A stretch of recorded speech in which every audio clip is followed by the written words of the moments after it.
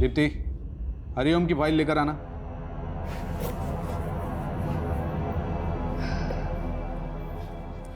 Sir, मैंने ये case पढ़ा है, क्लाइंट से बात भी की है। ये उतना बड़ा केस नहीं है, छोटा मोटा फ्रॉड का केस है।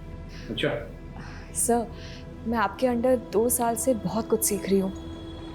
अगर आपको ठीक लगे तो क्या मैं ये केस देख सकती हूँ, हैंडल कर सकती हूँ? मैंने दीनानाथ की नहीं, हरिओम की फाइल मंगाई थी। जाओ, सही फाइल लेकर आओ। Sorry sir. 2 साल में केस के फाइल के बारे में पता नहीं और केस चाहिए इन्हें।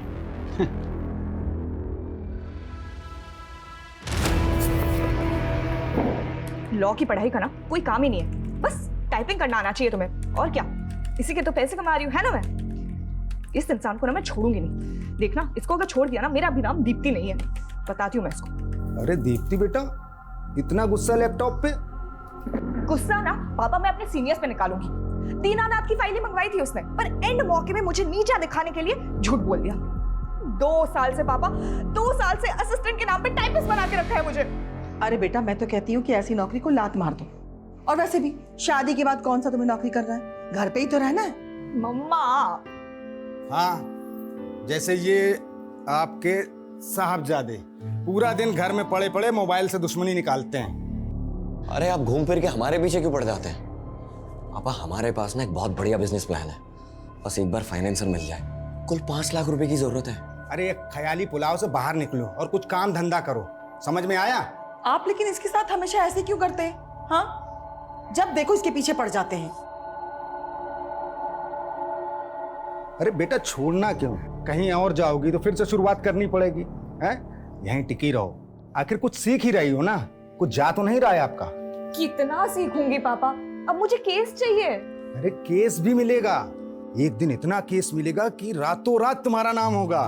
जज, वकील, क्लाइंट सब तुम्हारे आगे पीछे होंगे। तब ना पापा, मैं सत्यनारायण को अपना असिस्टेंट बना के बहुत सुनाऊंगी। बिल्कुल सुनाना, मगर ये ऐसा उदास चेहरा अच्छा नहीं लगता है। एक बार फिर से मुस्कुरा दे मेरा बेटा। मेरा बेटा। मैडम जी, ये देखिए कितना प्यारा कलर है। एक मिनट मैडम। हेलो, अरे ज्ञान भाई साहब, नमस्कार। कैसे याद किया? ये बताने के लिए फोन किया था कि संडे हमें शोरूम चलना है। शोरूम? किस लिए? अभी शादी में जो आप हमें गाड़ी देंगे उसकी बुकिंग नहीं मिल रही थी, तो मेरे एक दोस्त ने जुगाड़ लगाया है, अपना काम हो जाएगा। पर भाई साहब, गाड़ी की तो कोई बात ही नहीं हुई थी। अरे तो शादी भी तो कहाँ हुई है अभी तक, अभी बात कर लेते हैं। वैसे भी हमने कौन सा हेलीकॉप्टर मांगा है आपसे? पापा, इस सब की क्या जरूरत है?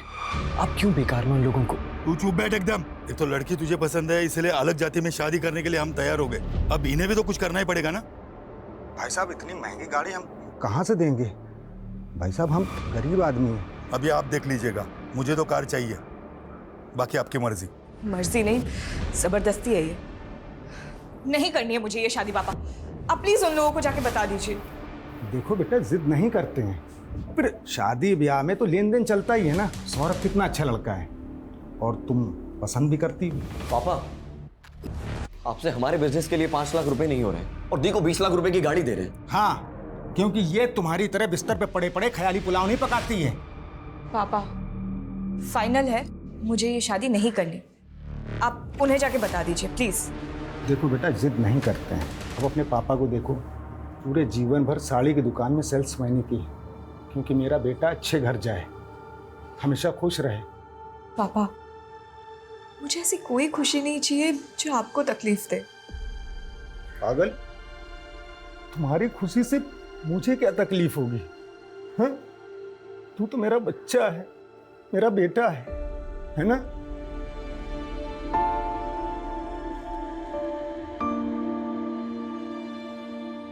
डॉक्टर, 6 साल हो गए हमारी शादी को और 1 साल से तो आपके चक्कर काट रहे, फिर भी बच्चा नहीं हुआ। आप ट्रीटमेंट करवाइए और भगवान पे भरोसा रखिए, सब अच्छा होगा। और लोगों का क्या है, लोग तो बातें करते ही रहते हैं। बाहर वाले क्या, अब तो रिश्तेदार भी हमें ताना मारने लग गए।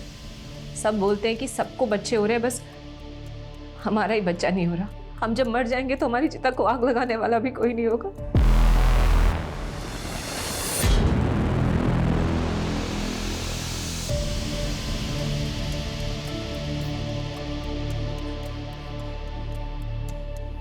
सुनिए, आपको डॉक्टर स्मिता ने जवाब नहीं दिया ना? देंगे भी कैसे? जिसका इलाज उसके हाथ में है, उसमें डॉक्टर कर भी क्या सकता है? अगर आप दोनों को भगवान में आस्था है तो मैं आपकी मदद कर सकती हूँ। पहले भी बहुत लोगों की कर चुकी हूँ। कैसी मदद? आप लोगों को बच्चा ही चाहिए ना? चारों तरफ भय का माहौल है। लखनऊ में जनता सड़क ही नहीं घर में भी असुरक्षित है। पता नहीं कब कहां से आकर वो हत्यारा उन्हें अपना शिकार बना ले।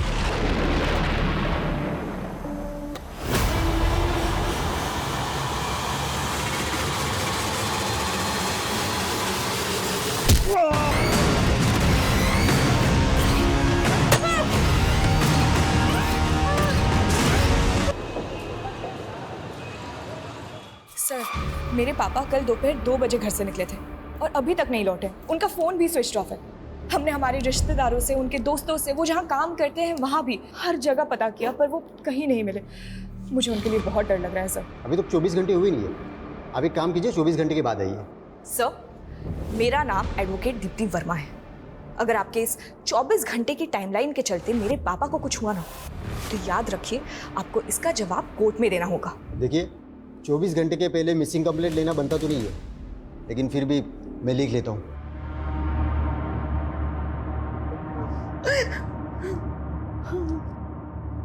देखिए, आप घबराइए मत। अवतार भाई सब जल्दी आ जाएंगे।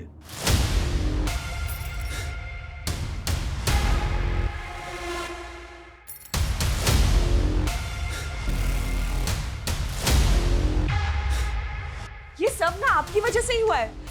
आपके कार की डिमांड की वजह से पापा कितना परेशान रहते थे।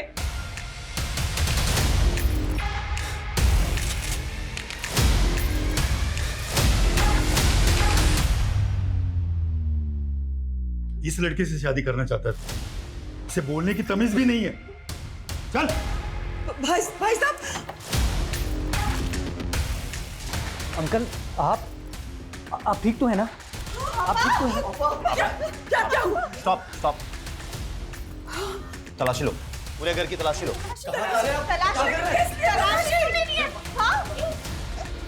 पापा को क्या हुआ है? मैडम, रुक जाइए, शांति रखिए, आप सबको पता चल जाएगा।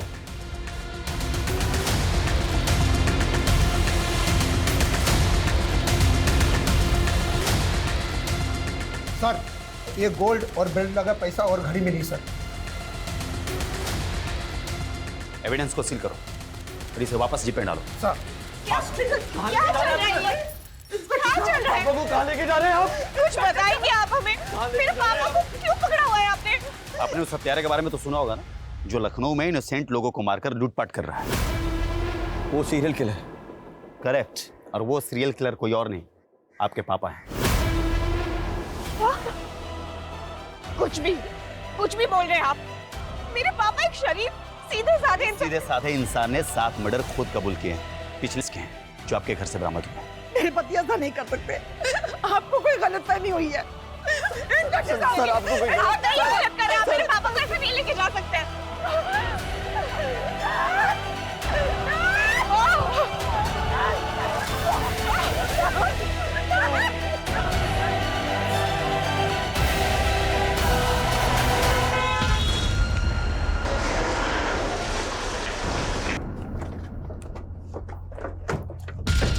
ध्यान से देखिए, ये है वो दरिंदा जिसने 7 मासूम लोगों की हत्या की है। अब कुछ कहना चाहिए इन मर्डर्स के मामले में? क्या आपको कभी किसी पर तरस नहीं आया? जवाब दीजिए, कुछ तो जवाब देकर जाइए। अवतार जी, आपको जवाब देने का जवाब दीजिए। ध्यान से देखिए, सारी की दुकान में काम करने वाला इतना साधारण सा दिखने वाला आदमी 7 मासूम लोगों का हत्यारा है। मेरे पापा जो किसी से ऊंची आवाज में बात तक नहीं करते, आपने उन्हें सीरियल किलर बना दिया। बनाया नहीं है, उन्होंने अपना जुर्म खुद कबूल किया है और खुद सबूत भी बरामद करवाया है। कबूल नहीं किया, करवाया गया है, टॉर्चर करके। सब प्लीज आप। दीप्ति, मैंने ये केस बारीकी से पढ़ा है। सारे सबूत तुम्हारे पापा के खिलाफ है और उन्होंने कन्फेशन भी दिया है, कोई चांस नहीं है। सर मेरी बात सुनिए, ये पूरा केस ही झूठा है। यहाँ पुलिस फाउल प्ले का। मैं ये केस नहीं लड़ सकता, सॉरी। सर बट मेरी। मैडम जी, मैं समझ सकता हूं बड़ा मुश्किल है ये कि पुलिस को पिछले 1 साल से जिस सीरियल किलर की तलाश थी वो कोई और नहीं बल्कि आपके पापा हैं। नहीं है मेरे पापा किलर। मैं कोर्ट जाऊंगी और इस बात को साबित करूंगी, पर हार नहीं मानूंगी। जरूर जाइए दीप्ति जी, ये आपका हक है, पर एक बात याद रखिएगा, कोर्ट में भी ये बात साबित होगी कि 7 लोगों को मारने वाला कोई और नहीं बल्कि आपके पापा हैं।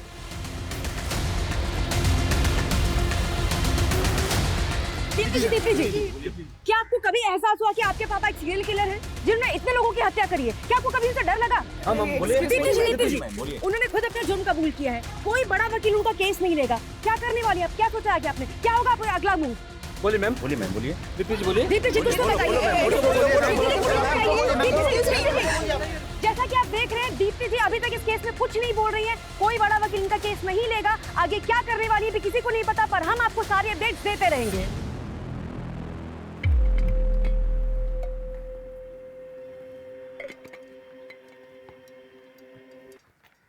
योर ऑनर, पुलिस ने मेरे पिता अवतार वर्मा को 8 अगस्त 2022 को किडनैप किया, टॉर्चर किया और जबरदस्ती उनसे वो जुर्म कबूल करवाए जो उन्होंने किए ही नहीं थे। ऑब्जेक्शन माय लॉर्ड, ये बिना किसी पुख्ता सबूत के पुलिस पर इल्जाम लगा रही है, जैसे पुलिस कोई किडनैपिंग गैंग चला रही है। मिस दीप्ति, आपने अपने पिता की मिसिंग कंप्लेंट लिखवाई थी? ये है मेरे पिता की मिसिंग कंप्लेंट की कॉपी जो हमने लिखवाई थी। बावजूद इसके पुलिस ने हमें 2 दिन तक कुछ इन्फॉर्म नहीं किया। कैसे इन्फॉर्म करता योर ऑनर? अक्यूज ने 2 दिन तक मुंह ही नहीं खोला। कौन है, कहाँ रहता है, क्या करता है?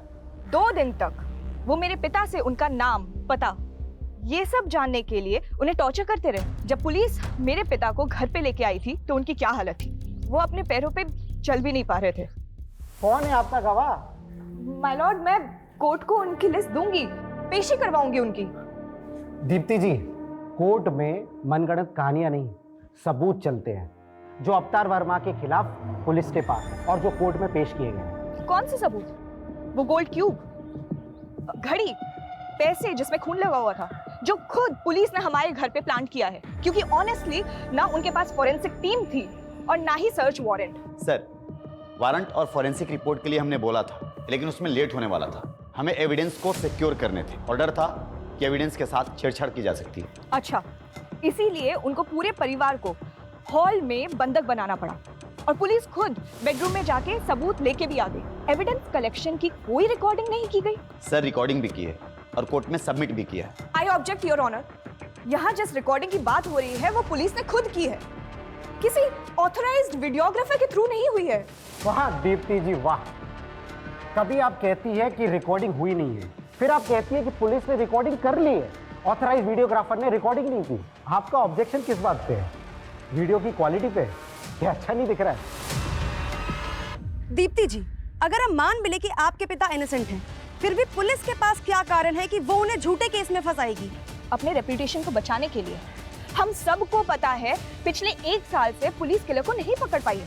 फिर अचानक एक दिन उन्होंने मेरे पापा को पकड़ा और जेल में डाल दिया, जबकि एक्चुअली सीरियल किलर अभी तक बाहर घूम रहा है। 7 लोगों का मर्डर हुआ है, सच का जानना जरूरी है, जो पुलिस इन्वेस्टिगेशन में सामने नहीं आ पाया है।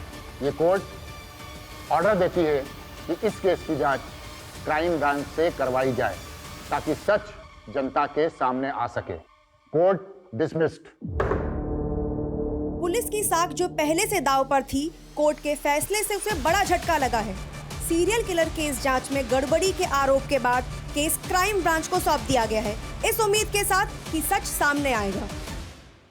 जो किलर पिछले 1 साल से पूरे शहर के लिए खौफ बना हुआ था, पुलिस की नींद उड़ाई हुई थी, किशन और अनीता के मर्डर के 2 घंटे बाद ही इतनी आसानी से उसको अरेस्ट कर लिया तुमने। कैसे? आसानी से नहीं सर, पिछले 1 साल से दिन रात एक कर रखा था हमने। फिर उस दिन जब मुझे डबल मर्डर की खबर मिली, मैं फौरन क्राइम सीन के लिए निकला। रास्ते में मुझे अवतार दिखाई दिया, बहुत ही अजीब बिहेव कर रहा था वो। गाड़ी रोक, गाड़ी रोक, गाड़ी रोक।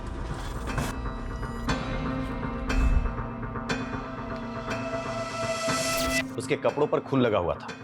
हम उसे पूछताछ के लिए पुलिस स्टेशन ले गए, जहां उसने कबूल किया कि मर्डर्स उसने ही किए और उसने मुझे यह भी बताया कि मर्डर वेपन कहां छुपाए हुए हैं। उसके बाद उसने इसके पहले 5 मर्डर भी एक के बाद एक कबूल किए। पहला देशराज, दूसरा फौजिया और उसकी बहू शिबा, चौथा किरण और 5वां ओम का। फिर उसके बाद हमने उसके घर की तलाशी ली, जहां और भी सबूत मिले। सर, हमने जब इन केसेस के सबूत और गवाहों को क्रॉस वेरीफाई किया तो सब मैच कर रहे थे। किशन और अनीता के घर से जो लूट हुई थी,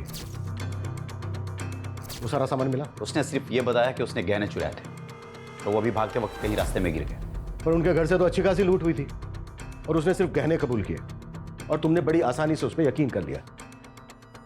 उसने बाकी की चोरी कबूल नहीं की, लेकिन 7 मर्डर्स कबूल कर लिए। सर, उसने जो मुझे बताया मैं आपको वही बता रहा हूं। मतलब ना तुम्हारे पास कोई पुख्ता सबूत है, ना गवाह, ना मर्डर्स का और ना ही अफ्तार की गिरफ्तारी का। सर, आप मुझ पे शक कर रहे हैं? शक नहीं कर रहा हूं, फैक्ट बता रहा हूं। फैक्ट। जैसे 2 दिन तक अफ्तार तुम्हारी कस्टडी में था, लेकिन तुमने उसकी फैमिली तक को नहीं बताया। सर, हमने कोर्ट को बताया था कि उसने अपनी पहचान को छुपाने के लिए 2 दिन तक मुंह नहीं खोला। तो फिर तुमने टॉर्चर करके उसका मुंह खुलवाया। आप भी पुलिस डिपार्टमेंट से हैं, जानते होंगे 7 मर्डर करने वाला क्रिमिनल प्यार से तो मुंह खोलेगा नहीं। तो कुल मिलाकर तुम ये एक्सेप्ट कर रहे हो कि उसने कबूल किया नहीं, तुमने उससे कबूल करवाया। सर, इस केस के फाइल आपके पास है, आप देख सकते हैं। अरविंद, आखिरी बार पूछ रहा हूं, इन्वेस्टिगेशन में कोई गड़बड़ी हुई है, कोई फॉल्ट प्ले? नो सर, अवतार ही वो सीरियल किलर है जिसे हम पिछले 1 साल से तलाश कर रहे थे, जो बहुत मुश्किल से पकड़ा गया है। सर, मैं तो अपनी बेटी दीप्ति की शादी के लिए पैसों का इंतजाम ना हो पाने की वजह से परेशान था। अरे भाई साहब, ये पुराना सोना है, मेरी मजबूरी है, इसलिए हम इसको बेच रहे हैं। अगर थोड़ा बहुत और ज़्यादा हो जाए तो देख लीजिए आप।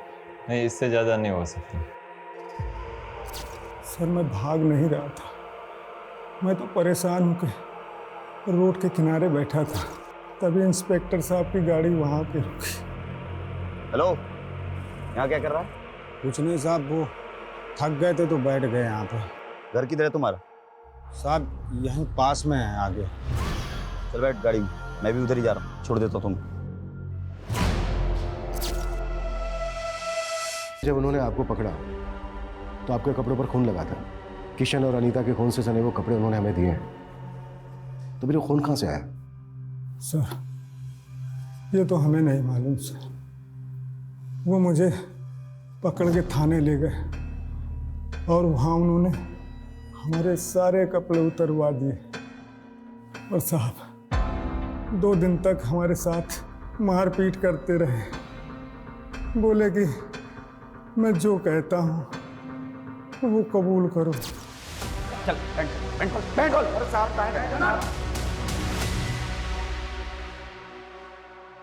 साहब, हमने कुछ नहीं किया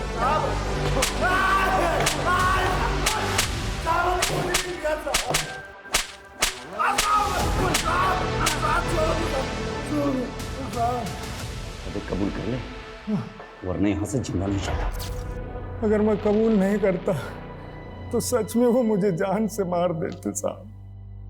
किशन और अनीता के मर्डर के अलावा आपने 5 और मर्डर कन्फेस किए। ये तो मुझे पता भी नहीं था साहब। वो जहाँ बोलते गए मैं साइन करता गया। मुझे नहीं पता था कि वो मुझे सीरियल किलर बना देंगे साहब। और फिर वहाँ से वो मुझे मेरे घर ले गए। अंदर से वो घड़ी, सोना और रुपए निकाल के लाए और साहब मुझे झूठे केस में फंसा दिया। लेकिन वो ऐसे क्यों फंसाएंगे? उनकी कोई दुश्मनी है आपके साथ? साहब, मेरी किसी से दुश्मनी क्यों होगी? मैं तो एक साड़ी की दुकान में मामूली सा सेल्समैन हूँ। मैंने जीवन में कभी चूहे नहीं मारे और मैं 7 खून क्यों करूँगा साहब? मैं क्यों करूँगा 7 खून? मेरी वजह से मेरी बेटी की शादी टूट गई साहब। इससे ज्यादा बुरा क्या होगा साहब? इससे ज्यादा मेरे लिए और क्या बुरा होगा? घबराइए मत। अगर आप सचमुच निर्दोष हैं, कुछ नहीं होगा आपके साथ। हम बारीकी से जांच करेंगे। एक तरफ तुम कह रहे हो कि तुमने ठीक से कुछ देखा नहीं, अंधेरा था, ऐसा था, वैसा था। इसके बावजूद तुमने पुलिस को बयान दे दिया कि तुमने अवतार को किरण का मर्डर करके उसके घर से भागते हुए देखा। क्यों? सर मैंने उसे मर्डर करते हुए नहीं देखा था, मैंने बस किसी को भागते हुए देखा था। और ये बात मैंने जब किरण का मर्डर हुआ तब पुलिस को बताई थी। उन्होंने मुझे एक फोटो दिखाई और बताया कि तुमने जिस आदमी को देखा वो यही था। मुझे लगा अच्छा है पकड़ा गया। तुमने अपने भाई के किलर को देखा था? जी सर। ये वो हो सकता है सर, क्योंकि उस दिन मैं दुकान बंद कर रहा था और भैया गलियों में आगे निकल गए थे और जैसे मैंने उनकी चीखें सुनी, पीछे मुड़ के देखा तो एक आदमी भागता हुआ जा रहा था। भैया, ये घड़ी तुम्हारे भाई की है? हाँ सर। पक्का है? इसमें भी डाउट है? ऐसी दिखती थी शायद सर। शायद। ये गोल्ड क्यूब तुमने बनाई है? हाँ, नहीं मतलब मैं ज्वेलर हूँ तो ये तो काम है सर मेरा। गोल्ड क्यूब बनाने का? हाँ, गोल्ड का मतलब गहने। विकास, ऐसे नहीं बोले गए, इसकी भी क्यूब बनानी पड़ेगी। अरे नहीं सर, मैं बताता हूँ। ये मैं नहीं बनाई थी सर। किसके कहने पर? वो याद नहीं है सर। अच्छे से याद करके बता। इसके कहने पर? नहीं। इसके कहने पर नहीं तो किसके कहने पर बनाई? और फिर झूठा बयान कर दिया पुलिस को कि इसके कहने पर बनाई है? अरे सर, ये क्यों पुलिस ने ही बनवाई थी सर, और झूठा बयान भी पुलिस ने ही दिलवाया था। चल। क्या हो गया सर? चल बता। अरे सर, मैंने कुछ नहीं किया सर। अरे समझो सर बात को। सर, मेरे करियर में ये पहली बार था कि हम अपने ही डिपार्टमेंट के अपने ही साथी की इन्वेस्टिगेशन का सच पता कर रहे थे, लेकिन लगातार पड़ला अवतार की तरफ झुकता जा रहा था। बावजूद इसके जांच में अभी तक सब कुछ 50-50 था।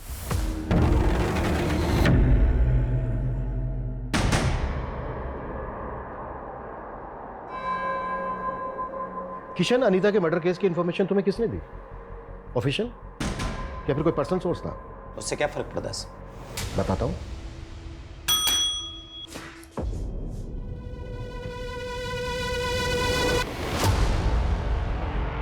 पहचानते हो इसे? Mithilesh Kumar, police driver.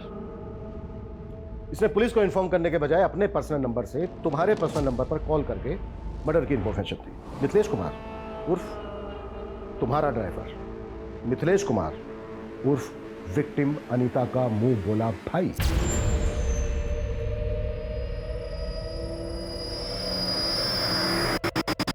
हाँ, तो इसे डायरेक्ट पता चला और इसने मुझे डायरेक्ट कॉल किया, तो इसमें क्या हो गया? हुआ ये कि क्राइम सीरियल किलर की तरह किया गया, और अगर ये उसी ने किया है तो वो एक बार फिर तुम्हारे हाथ से निकल गया। तुमने ये भी जानने की कोशिश नहीं की कि किसी ने सीरियल किलर की कॉपी करके फायदा उठाने की कोशिश तो नहीं की। तुमने बस आनन फानन में अवतार को उठाया और एक डबल मर्डर केस को सीरियल किलर केस से जोड़ दिया, सिर्फ इसलिए कि पिछले 1 साल से सीरियल किलर की हड्डी जो तुम्हारे गले में अटकी थी किसी ना किसी तरह से वो निकल जाए, बस। सर, ऐसा कुछ भी नहीं। अच्छा, एक बात बताओ, देशराज मर्डर केस में जो सीसीटीवी फुटेज है उसमें किलर का चेहरा नहीं दिख रहा, फिर तुमने ये कैसे डिसाइड कर लिया कि वो अवतार है? सर, मैंने डिसाइड नहीं किया, अवतार ने खुद कबूल किया था। ठीक वैसे ही ना, जैसे कि उसने बाकी के मर्डर्स कबूल किए। ये अवतार की मेडिकल रिपोर्ट 1 महीने से ज्यादा हो गया है, उसकी अंदरूनी चोट भरी नहीं है, अभी तक बरकरार है। ऑप्शन क्या था उसके पास? अगर वो कबूल नहीं करता तो शायद तुम उसको कस्टडी में ही मार देते। सर, अवतार ने अनीता और किशन का मर्डर किया है और मर्डर वेपन उसने खुद बरामद करवाया। वही रोड ना जिसमें ब्लड के निशान तक नहीं है, फिंगरप्रिंट्स की तो बात ही कुछ और है। सर, उसने जानबूझ करके रॉड को पानी की टंकी में छुपाया था ताकि ब्लड और फिंगरप्रिंट्स दोनों धुल जाए। वाह, किलर तो बहुत स्मार्ट है और सेम टाइम पर बेवकूफ भी, क्योंकि उसने चोरी के गहने बेचने के बजाय उनकी गोल्ड क्यूब बनवाकर अपने घर में रख लिया। किरण मर्डर केस की विटनेस माला, उसने तुम्हें नहीं बताया, बल्कि तुमने उसे बताया कि उसने जिस भागते हुए आदमी को देखा था वो अवतार है। ठीक वैसे ही जैसे ओम के भाई दिनेश को तुमने बताया कि उसने भी जिस भागते हुए आदमी को देखा था वो अवतार है। इन दोनों ने तो अवतार को पहचाना भी नहीं। मर्डर के वक्त जो उन्होंने स्टेटमेंट दी थी उसमें भागते हुए आदमी को अवतार के साथ रिप्लेस करके उसे बयान की शक्ल देकर उनके स्टेटमेंट पर साइन ले लिए। दिनेश ने अपने भाई की घड़ी तक को नहीं पहचाना है। सर, पता नहीं अब ये दिन वो झूठ क्यों बोल रहे हैं। झूठ वो लोग नहीं बोल रहे हैं जो तुम बोल रहे हो। जिस ज्वेलर से तुमने गोल्ड क्यूब बनवाई है ना, उसने बयान दिया है कि अवतार ने गोल्ड क्यूब नहीं बनवाई है, बल्कि पुलिस ने बनवाई है, और पुलिस ने उससे झूठा बयान लिखवाया है। ठीक है, मैं मानता हूं कि इस सीरियल किलर केस में मैंने उसे गलत तरीके से फ्रेम किया, ताकि ये सीरियल किलर केस का सरदर्द हमेशा के लिए खत्म हो जाए। और ये सच है सर कि अनीता और किशन का मर्डर अवतार ने किया। बस कर अरविंद, बस कर, कुछ तो शर्म कर यार। एक डबल मर्डर केस को सीरियल किलर मर्डर केस के साथ जोड़कर तुमने ना सिर्फ इस केस को खुला छोड़ दिया है, बल्कि उस सीरियल किलर को भी मैसेज दे दिया है कि तू आजाद है, जो चाहे करना चाहे कर, हम तुझे ढूंढ ही नहीं रहे, हम तो ऑलरेडी किसी को बलि का बकरा बना चुके हैं। जा सकते हो तुम, सस्पेंशन लेटर बहुत जल्द तुम्हें मिल जाएगा। सर मैं सच बोल रहा हूं, अवतार ने ही अनीता और किशन का मर्डर किया। Please go. Okay sir. Sir अगर अवतार ने किशन और अनीता का मर्डर नहीं किया तो फिर किसने मारा होगा उन लोगों को? रिपर ने? शायद सीरियल किलर नहीं किया हो, या ये भी हो सकता है कि किसी ने बहती गंगा में हाथ धो लिया हो। मे बी वो अवतार भी हो सकता है। विकास, ये पहले के 5 मर्डर काफी पहले हुए हैं और ये दोनों मर्डर्स अभी अभी हुए हैं। हो सकता है क्राइम सीन से हमें कुछ मिल जाए। हमें इस केस पर आज से ही, बल्कि अभी से लगना होगा। केस से रिलेटेड जो भी मटेरियल है उसकी अच्छे से जांच करनी होगी, और जरा पता करो कि अवतार का अनीता और किशन के साथ कोई कनेक्शन है क्या। Okay sir.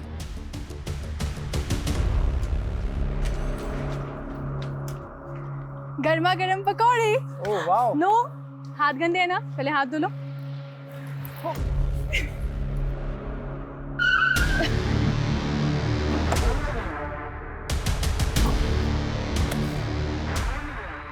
ये तो किशन और अनीता का घर है, तुम लोग क्या कर रहे हो यहाँ पे? उनका घर था, अब ये हमारा घर है, और हमसे ही पूछ रहे हैं हमारे घर में कि हम कौन है। आप लोग कौन है? Police, crime branch. सर मैं शुभम मिश्रा। ले जाकर वहां पे रखा गया। सब पूरा घर बिखरा पड़ा था, लगता है ये मर्डर्स लूट के इरादे से किए गए।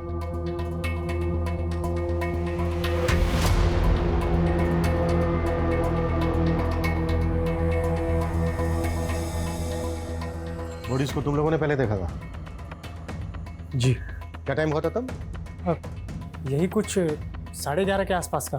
रात के 11:30 बजे तुम लोग यहाँ क्या करने आए थे? जी हम यहाँ नहीं आए थे, हम लोग खाना खाकर टहलने के लिए निकले थे, तो देखा कि दरवाज़ा खुला हुआ है, तो मैंने सोचा अंदर चल कर देखा। किसी के साथ कोई दुश्मनी थी? उनकी किसी से क्या दुश्मनी होगी?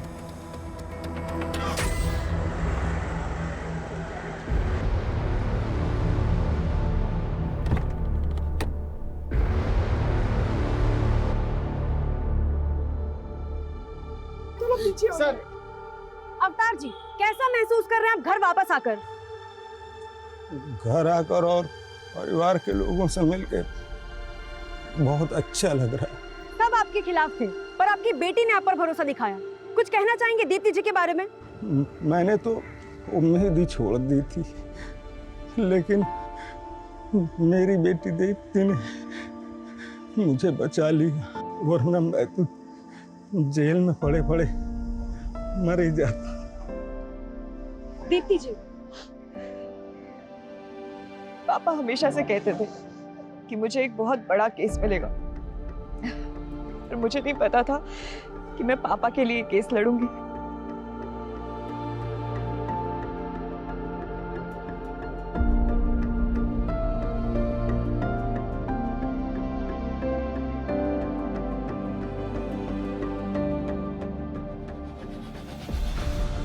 चुप हो जा बेटा, सारी जिंदगी तेरे पापा ने तेरे लिए संघर्ष किया, लेकिन आज तूने उनका कर्ज चुका दिया बेटा। नहीं माँ, मैं मर भी जाऊं ना तो पापा का कर्ज कभी नहीं चुका सकते। Welcome back. और कैसा है मेरा बेटा? बिल्कुल ठीक।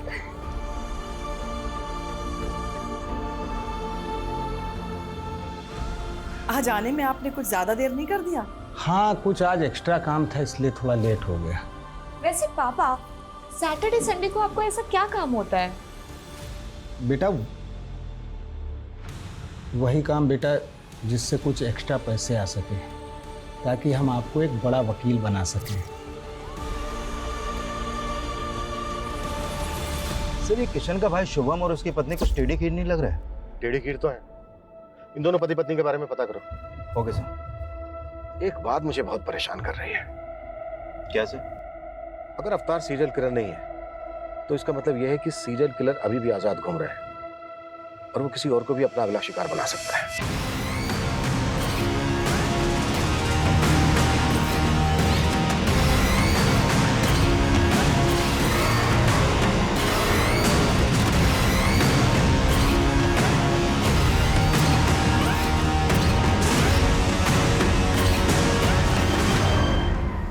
सर शुभम के बारे में इंक्वायरी करते वक्त पता चला कि जब वो पहले किशन के घर पे रहता था तो उसका आए दिन किसी से बहुत झगड़ा होता था। लेकिन किशन और अनीता तो दुबई में रहते थे, तो फिर झगड़ा किसके साथ होता था? उसी से जो शुरू से इस केस में कुछ ज्यादा इंटरेस्ट ले रहा है। मिथिलेश सर मेरा कोई पर्सनल इंटरेस्ट नहीं था, वो तो पिछली बार दीदी जब राखी पर इंडिया आई थी तो उन्होंने बोला था मुझे। अरे राणा बेटा इधर आओ, देखो मैं तुम्हारे लिए क्या लेकर आया।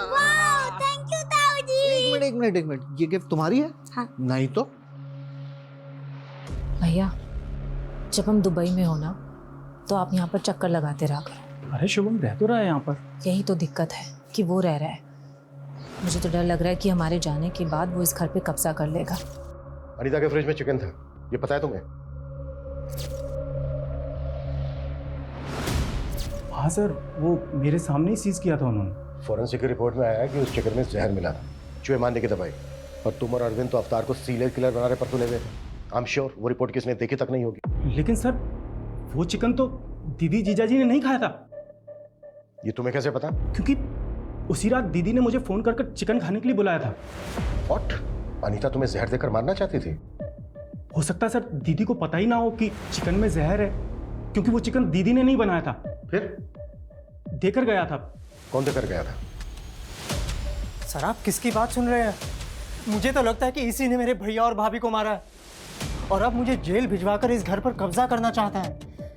मतलब? दीदी इतनी परेशान हो तो मेरे बच्चे को गोद ले लो। सर ऐसा तो मैंने दीदी का दिल रखने के लिए कहा था। ऐसे कोई किसी को अपना बच्चा देता है क्या? आप इससे पूछिए ना ये जहरीला चिकन क्यों लेकर आया था। सर वो चिकन हमने भी खाया था, लेकिन हम तो नहीं मरे ना। वो तो मुझे माधुरी ने बोला था कि जाकर भैया भाभी को दे दो। मेरी मत मारी गई थी जो मैं उन्हें देने के लिए चला गया। तो ये सारी की सारी प्लानिंग तुम्हारी थी? सही मैंने अपने बच्चे के लिए किया था। मुझे लगा था कि उनके ना तो बच्चे हैं और ना होंगे, और कल को ये घर मेरे बेटे को मिल जाएगा। लेकिन फिर वो अपने बच्चे के लिए इलाज करवाना शुरू कर दिया वो लोग ने। माधुरी तुमने क्या किया? बंद करो ये ड्रामा, लेके चलो दोनों को, वहां खबर लेते हैं इनकी। सर आप मेरी बात सुनिए। और तो ये मत सोचना कि तू बच गया है। सीरियल किलर की एक एक डिटेल पता थी तुझे। किशन और अनीता का मर्डर बिल्कुल वैसा ही हुआ है। मैंने ऐसा कुछ भी नहीं किया सर। अगर किया है तो सोच ले, नौकरी तो जाएगी जाएगी, अंदर भी जाएगा, वो भी लंबा। सर अगर वाकई में अनीता और किशन के डबल मर्डर्स में इनका हाथ हुआ तो हमारी मुश्किलें और भी बढ़ने वाली हैं, क्योंकि वो सीरियल किलर यानी कि रिपर अभी भी खुलेआम घूम रहा है।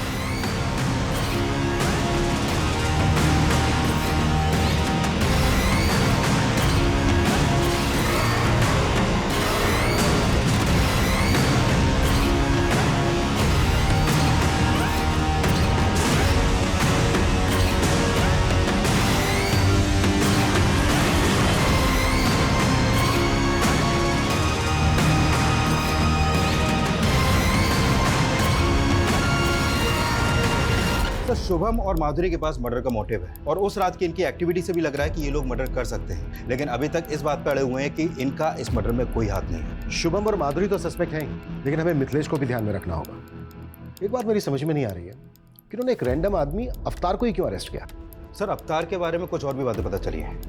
ये बात सही है कि एक सिंपल सा आदमी है, साड़ी की दुकान में एक सेल्समैन है, लेकिन सर इसके अलावा ये 7-8 साल पहले थिएटर भी करता था। एक्टिंग का शौक था इसे।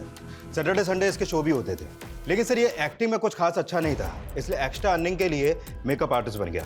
इसके थिएटर के दोस्तों का कहना है कि मेकअप बहुत अच्छा करता था, कोई भी गेटअप ले सकता था, अलग अलग भेष बदलने में माहिर था ये।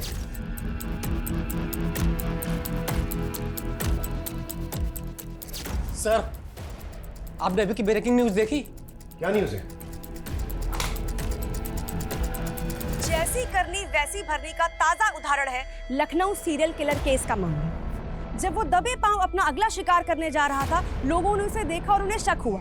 गुस्साई भीड़ ने कॉलोनी में घुसकर उसे इतना मारा कि मौके पर ही उसकी मौत हो गई है और जांच चल रही है।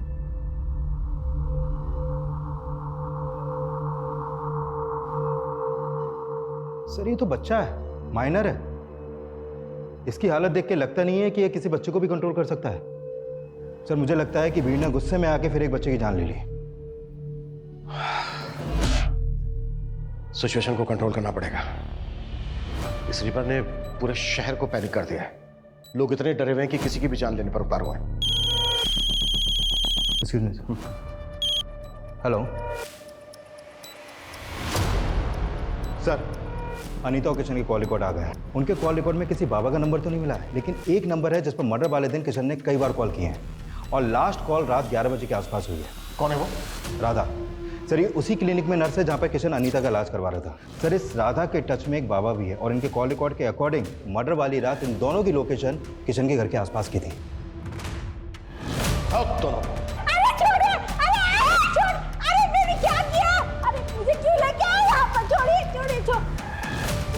सर मुझे यहाँ क्यों लेके आए? मैंने क्या किया है? सब पता चल जाएगा। उधर देखो मुकेश। गुड, काफी समझदार हो दोनों। अब डायरेक्टली पूछ रहा हूं, मार खा के बोलोगे या फिर बिना मार खाए? बोलो। सर अनीता और किशन मुझे क्लिनिक में मिले थे। अगर आप दोनों को भगवान में आस्था है तो मैं आपकी मदद कर सकती हूँ। कैसी मदद? सर क्लिनिक ऐसी जगह थी जहाँ पर लोग बच्चे के लिए कितना भी पैसा लुटाने के लिए तैयार होते थे। मैं उन्हें बाबा की पट्टी पढ़ाती थी और फिर हम मिलकर उनको पूजा पाठ के नाम पर पैसे निकलवाने की कोशिश करते थे। पापा बच्चे को देखने और माँ सुनने के लिए मेरे कान तरस गए। हमारे पास सब कुछ है, लेकिन वो किस काम का जब औलाद ही नहीं है। औलाद हो जाएगी, पर उसके लिए पूजा करनी होगी, वो भी पूरी श्रद्धा के साथ। मैं करूंगी बाबा। ऐसी पूजा से हम 50,000 तक निकला लेते थे। जब वो दोनों पैसे देने के लिए तैयार थे तो फिर उन दोनों को मारा क्यों? हमने उन्हें नहीं मारा सर। ड्रामा मत करो, क्योंकि ये पता चल चुका है हमें, तुम दोनों गए थे वहां पर। हम वहां पर सिर्फ पूजा करने के लिए गए थे सर। हमारे पहुंचने से पहले वहां पर कांड हो चुका था।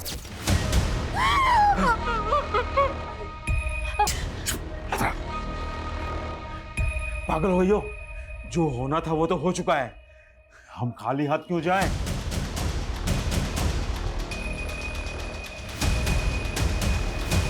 सर हमने सिर्फ चोरी की है, किसी को मारा नहीं है सर। चोरी का सामान कहाँ है? सर हमारे पास है, हम दे देंगे, हम सब दे देंगे सर। पता ही ज्यादा कीमती है, लेकिन चोरी के है ना 8 से 10 लाख रुपए मिलेंगे। चाहिए तो बोलो, नहीं तो रुको।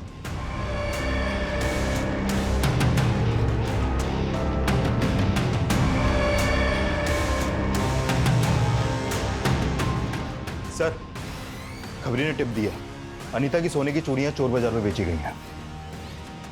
बेचने और खरीदने वाले की कोई इन्फॉर्मेशन? खरीदने वाले की है, बेचने वाले की वो बताए। सर सर राधा और बाबा ने जो सामान चोरी किया था, वो सामान भी साड़ी भी मिली है, जो ठीक उसी दिन खरीदी गई थी जिस दिन अनीता और किशन का मर्डर हुआ था। इसमें सर स्लिप है, उसमें डेट भी पड़ी हुई है।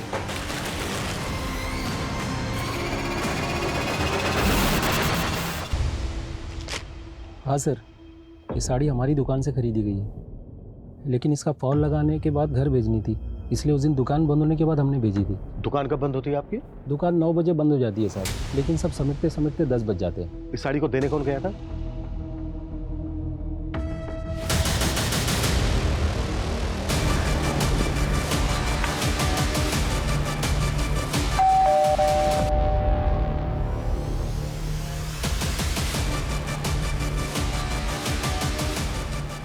दीप्ति, तुम्हें अपने फादर को न्याय दिलवाना था ना? मिल जाएगा।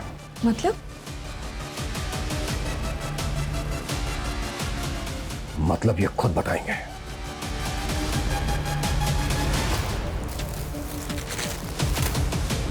ये है ना वो साड़ी जो तू अनीता को डिलीवर करने उसके घर गया था, और जब हमने तेरे से पूछा कि किशन और अनीता को जानता है क्या, तो क्या बोला तूने? कि तूने उनको कभी देखा नहीं। इतनी कमजोर याददाश्त है तेरी। देखिए आप मुझे फंसा रहे हैं।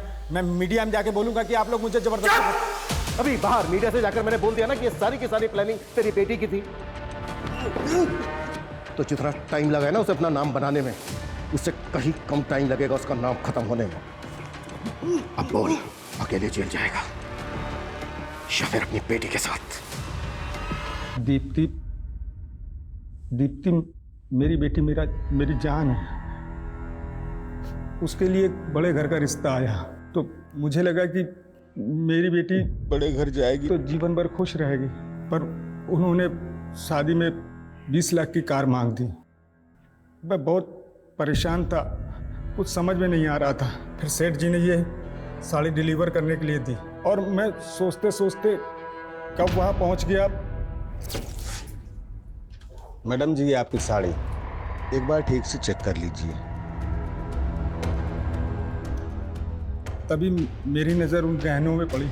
उसके गहने मेरे दिमाग में घूमते रहे कि अगर ये गहने मुझे मिल जाएंगे, मेरी बेटी की शादी अच्छी से धूमधाम से हो जाएगी। सीरियल किलर के बारे में टीवी में देखा था तो ठीक उसी सारे गहने ले लिए थे, पर मैं इतना डर गया था, डर के मारे इधर उधर भटक रहा था और तभी वहाँ पुलिस की गाड़ी आ गई। तू एक आम आदमी है, इतना बड़ा क्राइम करके तूने पुलिस को बेवकूफ़ बनाया, कैसे? सर, मेरी बेटी वकील है और उससे केस के बारे में बातचीत होती रहती थी, तो मुझे समझ में आ गया था कि पुलिस को कैसे घुमाना है। घुमाया तो बहुत तूने, लेकिन अब तेरी बारी है। देशराज, फौजिया, शिबा, किरण, ओम के मर्डर करने में तूने अपने मेकअप आर्टिस्ट होने का फायदा उठाया। चेहरा बदल बदल के मर्डर किए तूने ताकि कोई देखे भी तो बाद में पहचान ना पाए। साहब, मैं मेकअप आर्टिस्ट था, पर मैंने ऐसा कुछ नहीं किया जो इल्ज़ाम आप मुझ पे लगा रहे हैं। पहले उन लोगों ने मार पीट करके सीरियल किलर बनाया और अब आप भी वही कर रहे हैं। साहब, मैं मानता हूं कि मैंने अनीता और किशन को मारा है, बाकी मैंने किसी को नहीं मारा है। मैं सच बोल रहा हूं साहब। किशन और अनीता के मर्डर्स अवतार वर्मा ने कबूल कर लिए हैं। इसके पुख्ता सबूत भी है हमारे पास, पर बाकी के 5 मर्डर्स वो हमेशा की तरह डिनाई करता रहा। हालांकि हमने बहुत कोशिश की, पर साबित करना हमारे लिए आसान नहीं था। इसके बावजूद हम आज भी पूरी कोशिश कर रहे हैं उन केसेस को सोल्व करने की। जय